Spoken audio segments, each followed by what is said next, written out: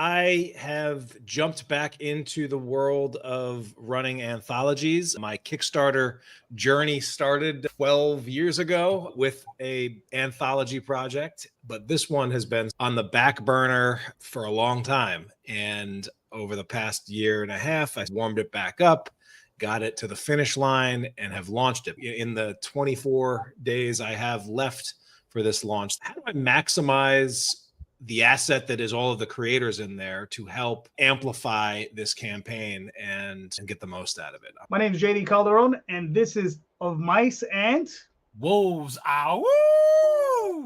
There you go. And this is a comics workshop show. So this is the show that we like to help other creators work through any kind of issues that they may be having in the industry, whether it's a print issue, working with an artist, a writer, whatever kind of issue, Kickstarters, whatever. We're here to help you work through those issues, and we're going to workshop those. And hopefully you watching out there get something out of it. If you're a process junkie, this show is for you. Tyler, you have a good one for us. This one is kind of like around anthologies, if I'm not mistaken.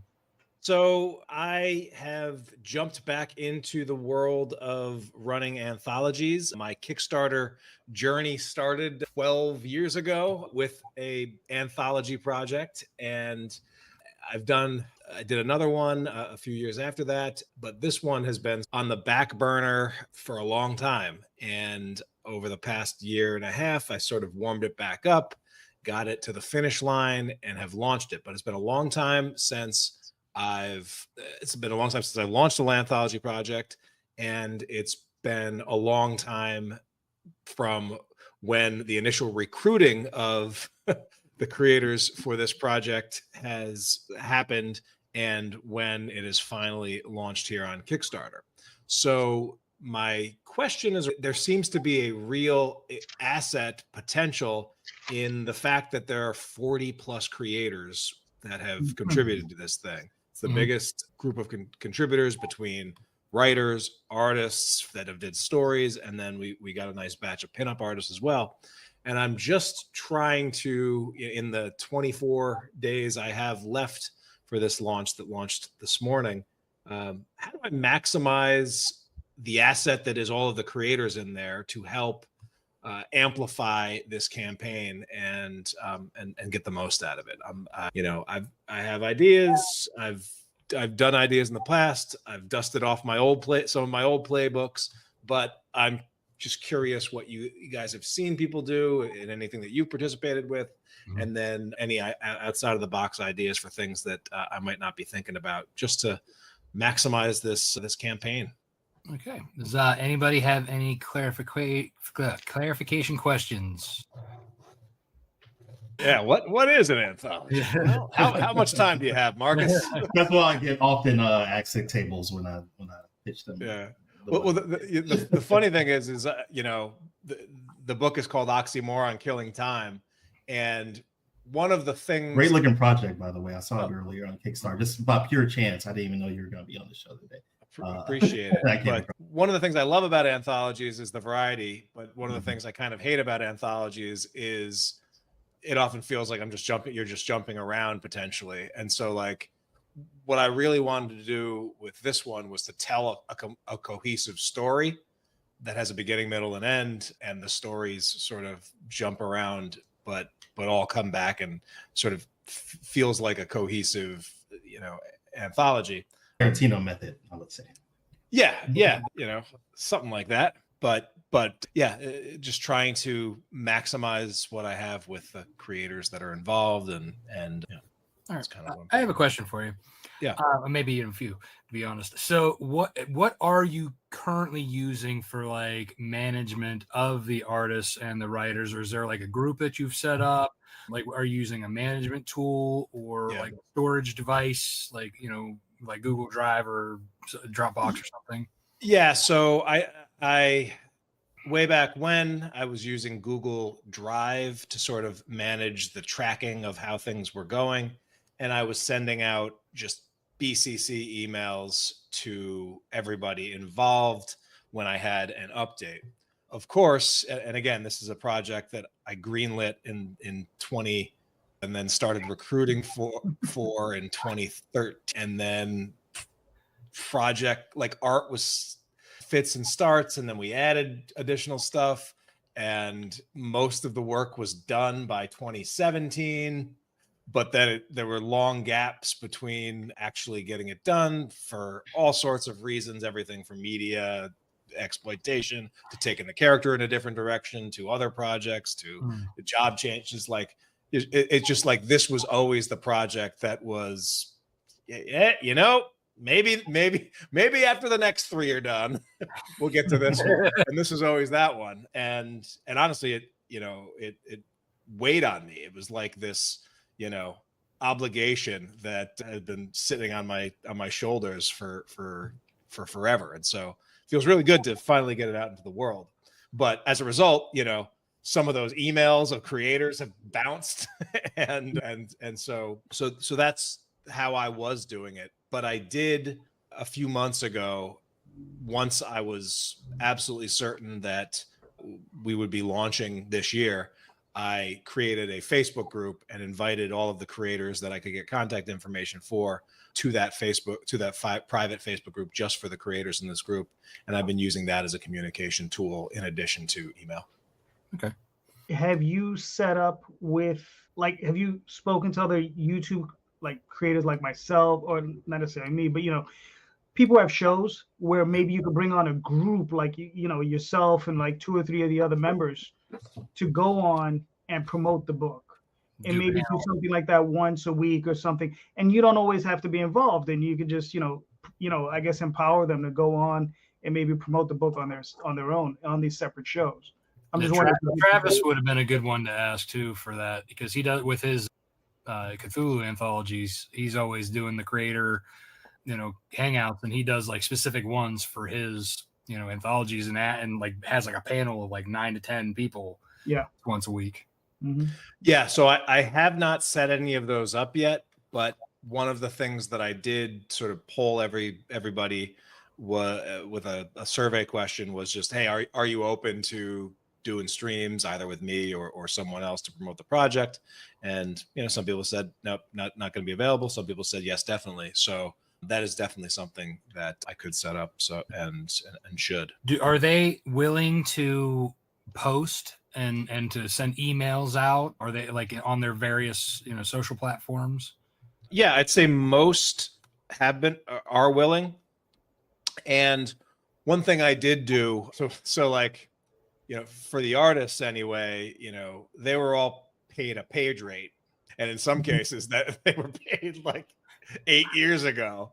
So, while there is a back end incentive if we, on profit, the impetus for really, going gung ho, not as high. So one thing I did decide to do was to give everybody custom referral codes and just, said, hey, we're doing 10% referral bonuses tracked by your pledges that come through this link. So share liberally.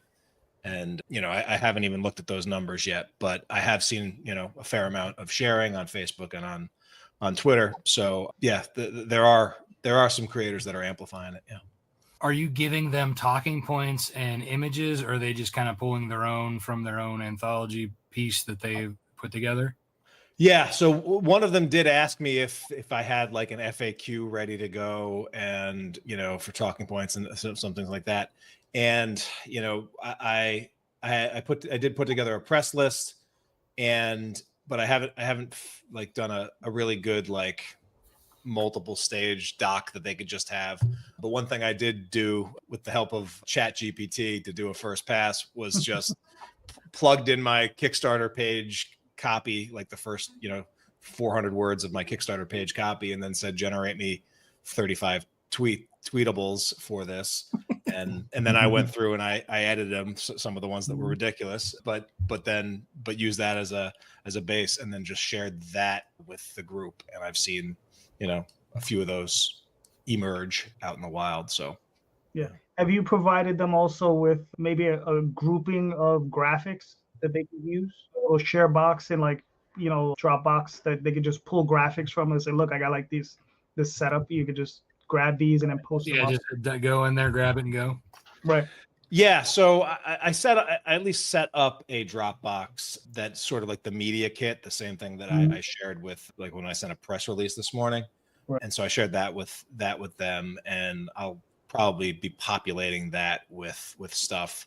Just before I hopped on here, I just got the first Facebook ad running. I was a little behind on that, but so, drop those assets in there as well. But yeah, and I guess one thing that I'm trying to weigh is, all of these authors did their own stories.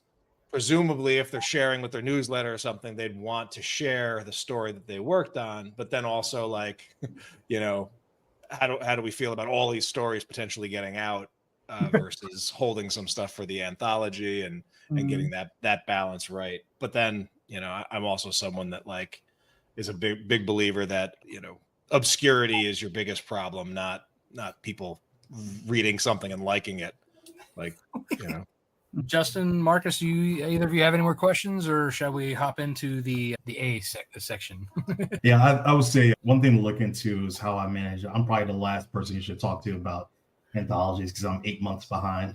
It was a learned thing. Like, I was new, and I was new to anthology. Well, the problem is, like, I got cocky because we had so much of the anthology done. It was like 90% done by the time we even went to Kickstarter. The last 10% have been kicking my ass, mainly because, like, I was responsible for that last 10%, and then things like that too. We ended up having, like, change, like, a couple of creative teams and stuff like that to actually finish it, because the last thing I want to do is say, like, hey, we're gonna have this anthology is gonna be close to 130 pages, and then the backer gets a lighter book than what what we promised and what showed up, because it's just to save time and everything, go through that. So I was like, I would rather take more time and, get my angry emails and stuff like that to make sure that we deliver on the vision of what we promised than put out something that was, like, not complete and not what we pitched to people.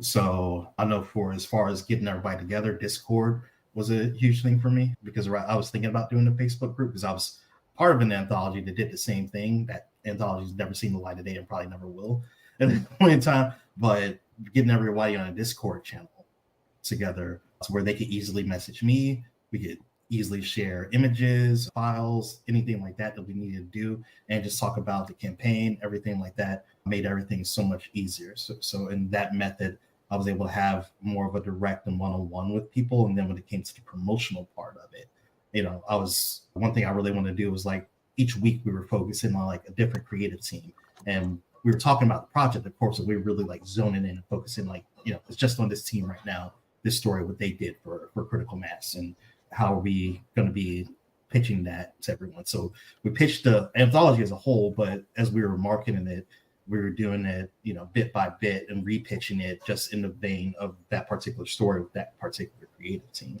and letting them know, like, okay, this week we're focusing on YouTube guys, like, we're going to be tagging you on Twitter posts and Facebook posts and everything like that, doing it. And that was able to get it a life of its own a little bit. So where I think I stepped back because a couple of the other teams were doing such a good job in marketing it that, like, I wasn't really getting any traction, and they were, and it was bringing more people to the project and getting more funding and everything coming in. So I was able to deputize them a little bit, and just from having that communication, of course, being in Discord, them seeing so much about the project and also understanding how what's going on from a business standpoint, they were able to go out there and pitch with confidence, and they say, hey, this is really cool. We're seeing everything that's coming together. Yeah, we got stuff in it, but, like, you want to be a part of this, like, get in on it. So I think that was the really key part. I think I maybe did, like, 1 or 2 shows maybe while we did it. And I think we skated by funding, because I think we had, like, a 10K goal. We ended up getting 11K. So we did it and went, like, a little bit over. But I was in the same bucket as you. I was like, okay, we're funded, but I'm trying to get, like, more going. And, I wasn't super successful in that vein, but, getting that extra $1,000, whatever the case may be, always. Justin, do you have anything to add or ask? No, that's completely out of my wheelhouse. So All right, JD, if you don't mind, I'll run a little bit. I've been thinking about this one a little bit for a while. I may not have done a anthology yet, but I have been part of them. So I was a part of Clay Adams' Nightmare Theater 2, and I was also a part of Travis Gibbs' Cthulhu vs. Wonderland. They both did what you were doing with the Facebook groups. Then they did Google Drives, I believe, for storage and everything. But something that I wish that they would have done besides, me talking about my particular small part in their anthologies, to kind of like help share it out, kind of like what they wanted to market particularly. So like you said, to kind of maximize what's being shared versus giving too much. And this is kind of like what and as you know, I love Trello. It's one of my favorite tools to work with my artists, but I also use it with Nita and Heather for my marketing.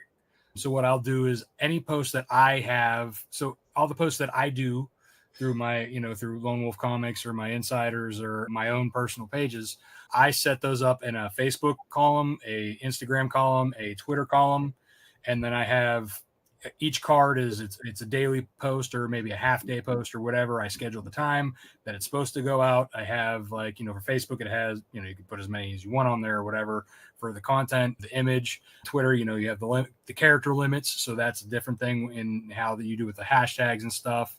And so I have like these 3 columns that are like basically catered to the 3 different platforms.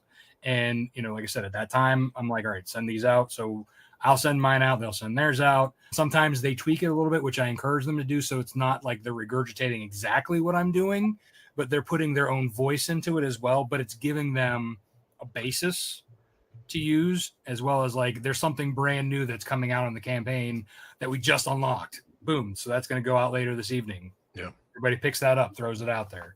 Stuff like that, and sometimes like, when it comes to different imagery, like I do my, little blocks with like the, sometimes the 90% funded, blah, blah, blah. They kind of like do just the straight raw image of the cover because they think it does better, which probably might some places, but I still, prefer my way of doing it. But I also provide their versions of the images in the cards as well. Cause you can put, as many images on that card as you want. And, you could even do, with Facebook, you can do the carousel type posts or whatever. So that's just something like, I think that would help, to have something like that, not necessarily Trello itself, but like to have where it's a visual board where you have, this is for this post, this day, this post, this day, this is the content, you put it in your voice, or it also, you could be like, when you're having it with your particular art teams and writers, you're like, okay, well, this is your stuff. Here's what I've compiled for you. Or if you're using Chat GPT or whatever, this is the, your respiratory stuff to take out and throw it out. This is your teams. This is your teams, or and here's the generic for everybody kind of stuff. So that's something that might help. And if, for them, because it's not technically their project anymore, that they've been paid 8 years ago, it's for them that if it's already ready to go, they can just copy and paste and throw it in there. You know what I mean? Yeah. And that's like what, a 5-second thing for them to do. Yeah. Yeah. I mean, I've definitely noticed that like the more you give them, and the more they have access to, the more likely it is they'll take it and run with it. I'm also like, it seems like one of the important things that I'll be able to do or I'll have to do, because how I run my campaigns, a lot of it is like different aspects of the campaign. There's a different story. There's a different focus. So like right now we have a really good day 1 backer bonus that goes away at 10 a.m. tomorrow morning. But then the next, so that's kind of been a lot of my focus with the marketing and the push and including in every email for the first 24 hours. But then the next week will be early backer pricing. That will be the big push that I'll have to get everybody on board. But there will probably be a few additional things throughout the launch that I just want to communicate to the group and probably create some new assets just focused around those. Yeah. My advice was my question. So try to get on as many shows as you can get. And like I said, and it's not just for you to get on those shows, try to get them on those shows separately aside from you, so that you're hitting a bunch of different places at different times. Absolutely. You know what I mean? So that, because you can't be everywhere, right? So if you're splitting that up with them, and you know the 80-20 rule, you have a few creators that are all in. And those are going to be the creators you're going to really want to focus on and push them to do those things. And those are going to be the ones that are really going to drive it for you. You know, whereas, you'll have the other ones, they're there and they'll do stuff, but not as I mean, there are creators involved that like have, you know, actually done more comics work than I have, or have had raised more crowdfunding for comics than I have. So it really is an asset that I think is good there. So I may also like put together a little leaderboard because we have those referrals. Yeah, incentivize. Yeah, get a little bit of that competitive juices flowing. Yeah, that'd be cool. And Applebee's gift card for the person who brings in the most backers. Yeah, there you go. There we go. Are you doing are you offering comps for everybody, or is that like you're just like you've been paid, you're done? So yeah, people are getting comps, but one thing I did, and I'll just put this out there as a little tip that I think is pretty smart, is I did in the contract also say, to get your comp, I need you to put in a $1 backer kit, or I needed you to put a $1 pledge to the Kickstarter, so that we boost our backer count, which helps with Kickstarter visibility, but mostly so that they are already in the backer. When we do our stuff in backer kit, they're already in there, so I can just manually gift them the thing and then fulfill it with everything else. There's nothing. There's nothing worse than like having a big Kickstarter fulfillment project, getting everything out the door, and there's like, I've got 40 more books that I have to go track down everybody's email for. Ask me how I know. Yeah. Publisher problems, right? That's good. Yeah, I mean, I guess I like, as I said, I wasn't part of like an anthology, or I didn't make one, but like as you know, you were part of my volume 1, and then I had my volume 2 recently out. So like that's kind of like the closest I've like managed one. But again, you know, Trello for me is always been the way I do my management and stuff. But that was a good tip about doing the dollar thing. So that's awesome. Right. Yeah. I'll have a take back next time. Add it to those contracts, baby. Right. Yeah. Yeah. I would also, I mean, aside from just like in general, like, I mean, have you talked to Clay or to Russell or Travis about how they manage theirs at all? You know, I should probably review some of the training that Russell did for the mastermind. He put together a little training on anthology stuff, and I bet you there's at least a nugget or two in there that I could probably use. So I may throw that in the earbuds. And yeah, so I'm at the point now with this Kickstarter stuff that more stuff has probably left my ears and left my head than is still in there. But I'm trying, man.